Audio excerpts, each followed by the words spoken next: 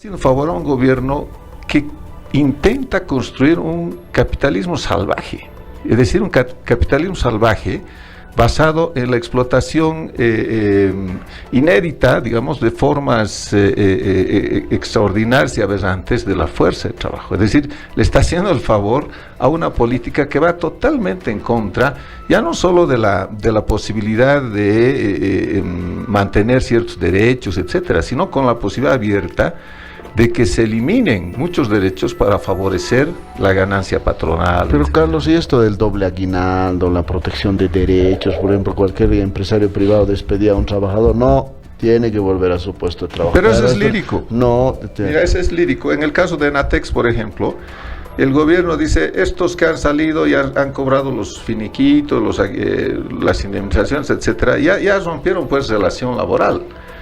Pero el decreto 522 de hace unos 2 años, creo, del 1 de mayo, dice eso, dice, no se establece que el cobro del finiquito signifique ruptura de la relación laboral. Eso lo presentaron como mostrando que este gobierno había permitido que los trabajadores se cobren un aporte que ellos hacen, parte de su salario, sin perder el trabajo. Pero ahora es el motivo, es la forma de chantaje que utilizan para impedir que los trabajadores sigan en la lucha. Entonces, así de líricos son las cosas que se han ido aprobando durante todos estos años, ¿no? Hay cosas que están ahí, todo lo que se está haciendo ahora con los trabajadores de Enatex, por ejemplo, están prohibidas, ¿no es cierto?, supuestamente en declaraciones, en decretos, en leyes que las ha ido aprobando el gobierno. Entonces, hay una distancia muy grande entre la realidad y el discurso. ¿Qué dice Javi? Ahí me parece interesante la observación, porque es evidente que el gobierno del MAS, Evo Morales, en los 10 años, digamos, de gobierno, ha emitido unas 80 normas laborales. O sea, si uno mira el número, pucha, que dice dónde está, que no se nota, o sea, porque evidentemente hay por ejemplo, el decreto 28699 que elimina el artículo 55, el 521 que, por ejemplo, condena y prohíbe el fraude laboral, la simulación laboral, es decir, hay una serie de normas, pero que fundamentalmente para el gobierno se deben aplicar en el sector privado. Entonces acá hay una cosa interesante, porque desde el punto de vista formal, la medida que ha tomado el gobierno con el 2765, es decir, con el cierre de Enatex y el despido masivo de los trabajadores, se asemeja a las medidas neoliberales, ¿no? Es decir, empresa que no da rentabilidad, empresa que tiene que cerrar y los trabajadores a la calle. El problema es que acá hay una salvedad, casi que hay una razón de Estado en el equipo de gobierno, que es lo que lo diferencia de los gobiernos clásicamente neoliberales. Los neoliberales aplicaban una serie de medidas antiobreras que se aplicaban para todos, y lo que se buscaba era una reducción del peso del Estado en la economía, y lo lograron en gran medida, es decir, con la capitalización, cierre de empresas, privatización, redujeron el rol del Estado en la economía a un papel fiscalizador, regulador, como en las superintendencias, etc. El gobierno del MAS mantiene los presupuestos neoliberales, pero le hace una ligera reforma, que es el objetivo de García Linera de construir el famoso Estado integral, ¿no? Es decir, ese Estado que tendría que expresar supuestamente a la sociedad civil y que habría sido el fracaso de nuestra historia. Entonces, cada norma laboral que han aprobado estos señores tiene una cláusula de excepción, que es, en el Estado no rige nada, es decir, está prohibida la simulación laboral en el artículo, en el decreto 521, está prohibido la subcontratación, la terciarización, pero en su cláusula final, por ejemplo, el Estado dice, salvo los contratos que tengan que ver con el Estado. Entonces, ¿qué tenemos? Que en ese proyecto de un neoliberalismo con mayor participación estatal, el gobierno tiene disposiciones normativas diferenciadas. Una cosa es el sector privado y otra cosa es el Estado. Entonces, ahora, evidentemente, el Estado está ocupando cada vez más lugares en la economía. Estamos hablando de que de un 1% había pasado un 25%. Bueno, estamos hablando de que el 25% de los trabajadores asalariados que están en la economía formal se van a ver brutalmente afectados por estas medidas, ¿no? Ahora, Carlos, ¿qué hay este anuncio de romper? Guido Bisma dijo que yo personalmente estoy de acuerdo, dijo ya hace como unos 15 días Sí. de romper, ¿no? Hay que romper, que no vale la pena seguir con el gobierno. Si fuera así la ruptura, ¿qué significaría para el movimiento obrero o para el gobierno? ¿Quién pierde más? Mira, la COP en estos años tuvo una ambivalencia, digamos, ¿no? En diferentes momentos con diferentes dirigentes. En un momento parecía enfrentarse Pedro Montt con Evo el 2006, en el caso de Guanuni, etcétera. Acaban después sacralizando el 2010 la ley de pensiones, por ejemplo. Han ido así. Porque también estas costras burocráticas de los sindicatos viven de eso, es decir, es una forma de vida de algunas burocracias y también defienden sus propios intereses, su reproducción, podríamos decir, como grupo. Pero son también sujetos a la presión de las bases, es decir, en determinado momento las bases les hacen hacer lo que no quieren ellos. Ajá. Ahora, esta ruptura con la COP cambiaría totalmente el panorama. Yo creo que no cambiaría totalmente, pero sí cambiaría en un signo positivo.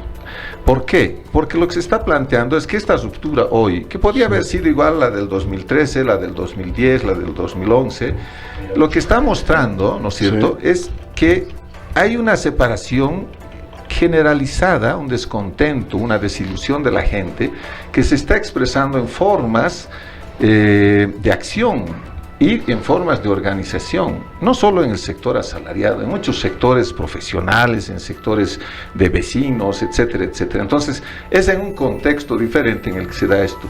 Y el signo positivo es que muchos de estos grupos que han estado medrando también de estas mismas organizaciones pueden dejar de ser un escollo para que se pueda transparentar más, para que se pueda expresar mejor los intereses de los trabajadores. En eso sí yo veo que es positivo, que hay un signo hacia adelante, pero no creo que haya un cambio absoluto hoy en el momento, es decir, hoy después del ampliado, ¿no? Te noto incrédulo, Carlos, y también a Javo le noto incrédulo respecto a estos anuncios. ¿Por qué esa incredulidad, Javo? Sobre ese punto, Andrés, la semana pasada tuvimos justo la primera conferencia departamental del Partido de los Trabajadores en la ciudad de La Paz y se emitió una serie de resoluciones, pues se hizo un balance a fondo del conflicto en ATEX, del conflicto de la COP.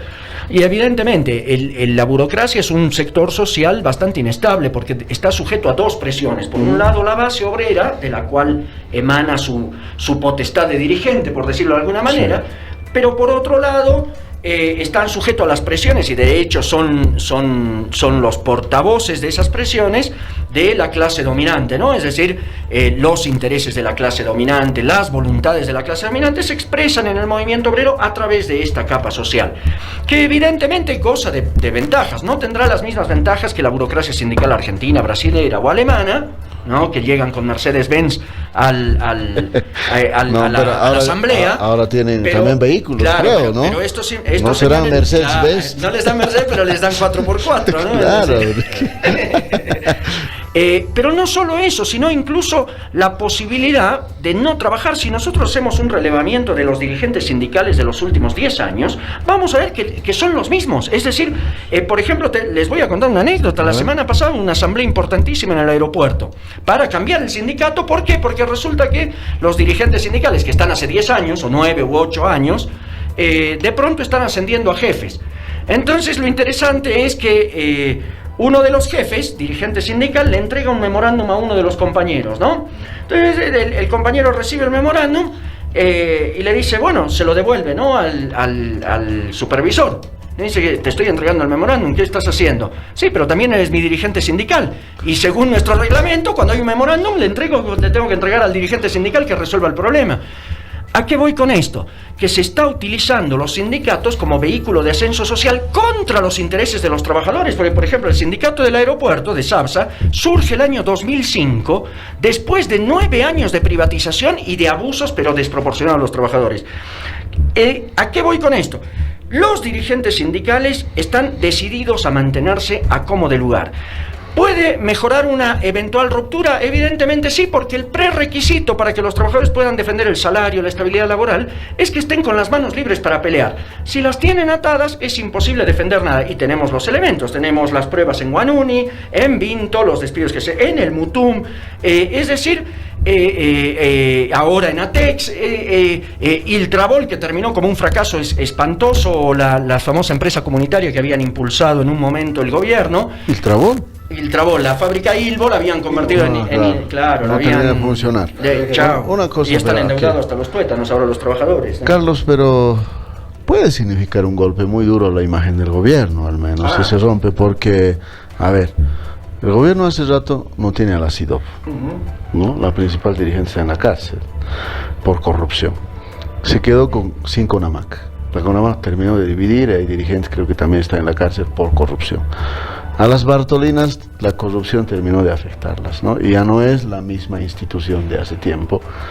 Y los cocaleros tienen unas debilidades de discurso desde la base moral, ¿no? Por eso son cuestionadas por esta cuestión de que el 94% de la coca del Chapare se va al narcotráfico, todo eso. Y solo quedaba la COP. Pero ahora sí se va la COP. No, claro, tenía un carácter, digamos, muy simbólico esto de la COP, aunque haya perdido mucho la fuerza de movilización, por ejemplo, la misma COP, ¿no es cierto? Como que se demuestran en los últimos paros, etcétera. Y tenía ese carácter. Ahora, por eso mismo yo decía, es un signo positivo, porque signo positivo para los sectores laborales, los sectores sociales que están defendiendo, que están luchando por sus derechos, etcétera. Al gobierno sí le va a costar mucho, no solo por lo que tú planteabas, sino porque esta es una lección. Es una lección, aunque todavía no estamos viendo el final de este hecho, de este fenómeno, de que la única forma de defender los intereses de los trabajadores, de las bases, es tener independencia. Es decir, no se puede tener pues dos amos, no se puede montar a dos caballos, ¿no es cierto? Tienes que defender pues, a uno. Y el carácter del sindicato es ese, ¿no? Como frente único, porque ellos lo conocen. A ver, ¿qué están pidiendo pues, los trabajadores frente a las expresiones de los ministros, ¿no? De que hay una derecha internacional, etcétera? ¿Qué están pidiendo los trabajadores? Si uno ve, la gran mayoría de las trabajadoras de Enatex son mujeres, muchas madres solas que mantienen a los hijos, etcétera. Están pidiendo eso, están pidiendo, deme la oportunidad de ganarme con el sudor de mi frente el pan de cada día de mis hijos. Eso están pidiendo, no están pidiendo otra cosa. Entonces, esa gran lección, ¿no?, va a cundir en la gente que ha estado, digamos, soterrada, que ha estado escudada o escondida por el temor, por muchas de esas cosas. En ese sentido abre una nueva perspectiva, un nuevo contexto, y por eso es tan grandilocuente, tan ruidosa, digamos, la expresión de los ministros, ¿no? Tan desmedida, diremos. ¿Qué dices de eso, Javo? Que el gobierno o el ministro Trigoso, por ejemplo, dice si hace eso la COP, si rompe, entonces eso significa que favorece a la derecha, y el ministro de gobierno, por ejemplo, acaba de decir que no creo en la ruptura con gobierno, comparte, creo, el criterio. Probablemente, dice, algunos dirigentes aisladamente tienen esa proyección política, y si fuera el caso, el debate, la situación de 180 trabajadores de Enatex fue solamente un pretexto para justificar una acción política. Bueno, no, es parte del terrorismo verbal que nos tiene acostumbrados este gobierno, ¿no? Es decir, que yo te lo decía, no sé, en una entrevista anterior, cuando el gobierno se predispone a pegar un giro cada vez mayor a la derecha, de defender los intereses de la clase dominante cada vez más decididamente, aumenta el volumen de la retórica izquierdista, socialista, hay que enfrentar al imperialismo y todo, pero eso es un divorcio entre el lenguaje y los hechos espantoso. Hagamos una revisión, Andrés y Carlos, de los momentos. El 2006 se produce un primer momento de crisis enorme entre el gobierno y el movimiento obrero, que se salda con 15 muertos más o menos en Huanuni, ante el intento cooperativista, que era el ministro Villarroel del MAS, un cooperativista, de privatizar nuevamente Huanuni y entregarlo a una transnacional china. Afortunadamente la resistencia obrera, la resistencia de los asalariados impidió ese plan. ¿Y qué hizo el gobierno? Sabotear la producción de Huanuni. ¿Cómo? Incorporando 3.200, 3.400 cooperativistas, y hoy tenemos Huanuni, que está en una crisis tremenda, con costos de operación muy altos, ¿no? Que el gobierno lo utiliza para justificar ahora nuevos despidos. 2008 se produce la primer confrontación con Pedro Montes en ese momento por la ley de pensiones. Que aparentemente hay un amague de ruptura entre la COP y el gobierno que se salda con una escandalosa movilización en Panduro. Recordarán que Pedro Montes escapando, protegido por las huestes masistas, bueno, una vergüenza para el movimiento obrero. 2010 se produce Chaparina, la represión en el Tibnis, hay un amague de ruptura, también encabezado por Pedro Montes, y rápidamente vuelven al redil. Y rebelión fabril. ¿Cómo se canjea la rebelión fabril del 2010? Con una serie de normas laborales. No se entregan las demandas fabriles, ¿no? Sino que se entrega, si no me equivoco, ahí es el resultado, el decreto supremo 521 como concesión para mantener la unidad. 2013, Andrés, que estamos ya relativamente cerca, se produce la lucha por la ley de pensiones. ¿Y cómo termina? Luego de 400 detenidos, 30 procesados penalmente, o sea, gente herida y lastimada con secuelas. Termina Trujillo nuevamente haciendo homenaje a la gusanera y arrastrándose en Palacio, es decir, hasta el día de hoy. ¿Y hoy qué tenemos? 900 despedidos en Huanuni, un decreto que sienta un precedente. Perdón, en Enatex, Los de Huanuni van a venir y te van a tirar dinamita. Sí, los de Huanuni, yo opino que en cualquier momento eso va a reventar porque los han engañado en forma tremenda. Entonces estamos hablando de 5 momentos de ruptura. ¿Qué voy con esto? No se le puede creer a esta gente ni un milímetro. O sea, evidentemente, si hoy se toma la decisión de romper ese acuerdo con el gobierno, será un paso que ojalá las bases de los trabajadores lo aprovechen para democratizar sus sindicatos y prepararse para la defensa de la fuente de empleo. Pero una eventual ruptura, Andrés, no puede considerarse como, bueno, démosle un voto de confianza posiblemente a Guido Misma. No, con estos señores no se puede tener ninguna confianza y al revés, si hoy rompen, hay que decir, rompieron muy tarde, sinvergüenzas, exigimos un congreso extraordinario de la COP para rediscutir quién va a dirigir el ente matriz, ¿no? Bueno, Carlos, muchas gracias. ¿Algo más que agregar? No, solamente ratificar que sí hay una posibilidad abierta e interesante con esta ruptura de la COB y el gobierno, ¿no? Este alejamiento. Porque yo creo que hay que diferenciar también en la COB, es cierto, hay la burocracia, etcétera, pero a ver, vemos hace un par de semanas, ¿qué fue la huelga de la COB? La huelga de la COB en realidad no fueron los dirigentes que dirigían ahí, eran los fabriles de base de la Manaco, de varios talleres, de varias fabriquitas, etcétera, los mismos que estaban aquí en la portada. Esa es la COB. Es decir, esa COB, poco a poco, digamos, como la gota de agua sobre la roca, va labrando cosas. Y hemos visto, a ver, en el caso del magisterio, ¿cuántos años estuvieron esos dirigentes de la Confederación, ¿no? Sí, estuvieron años, estuvieron décadas, ¿no? Yo he conocido a muchos de ellos, algunos quedan todavía, pero fue así. Y yo creo que, bueno, no esperemos que tarde esto 20 años, pero lo que yo digo es que en un contexto nuevo, esto puede ser más posible, ¿no? Y eso a mí me parece saludable, claro, por todo lo que renovación, se vea, ¿cierto? Una renovación de la dirigencia. Sí, renovación, pero además recuperar esos principios pues que le hicieron a la COP Gloriosa. La COP Gloriosa no fue la COP que se arrastraba y que pedía permiso para hacer algo al viceministro, era la COP que iba y hablaba de frente sobre los intereses de sus bases, ¿no? Al gobierno que fuera, ¿no?